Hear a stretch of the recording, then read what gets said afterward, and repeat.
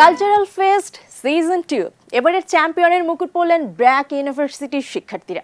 এমন আয়োজনের লক্ষ্য ছিল এমন একটি মঞ্চ তৈরি করা হবে যেখানে তরুণদের উজ্জ্বল প্রতিভা বিকশিত হবার সুযোগ সৃষ্টি হয়। বিস্তারিত জানবো সাদিয়া ন্যান্সির প্রতিবেদনে।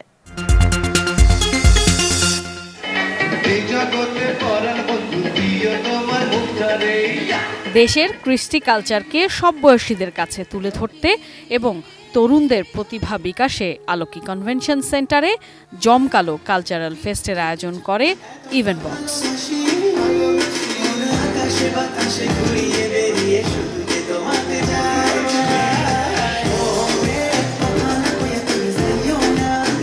যেখানে অংশ নেন দেশের 15টি বিশ্ববিদ্যালয়ের শিক্ষার্থীরা।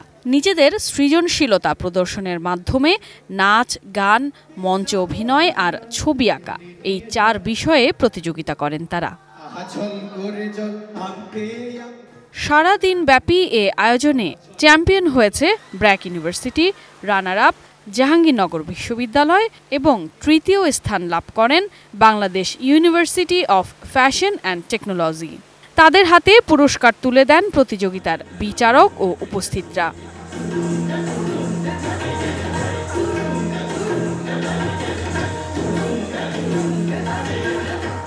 তরুণদের প্রতিভা বিকশিত করতে একটি প্ল্যাটফর্ম তৈরি করতেই এমন উদ্যোগের কথা জানান ইভেন্টের আয়োজকরা। এ ধরনের ইভেন্ট দেশের সাংস্কৃতিক ঐক্য ও ঐতিহ্যকে প্রতিফলিত করবে বলেও মনে করেন তারা। আর্ট, গান, নাচ, অভিনয় সবকিছুকে যাতে একটু তার একটা প্ল্যাটফর্ম পায়, একটা স্টেজ পায়, সেটাই হচ্ছে আমাদের মেইন উদ্দেশ্য। ওখান থেকে আসলে কালচারাল ফেস্টের স্টার্টিং। পরে অনুষ্ঠানে মঞ্চ মাতান তরুণ ব্যান্ড কাকতাল, অ্যাওয়েড রাফা, শিরোনামহীন ও ক্যালিপসো ব্যান্ডের শিল্পীরা।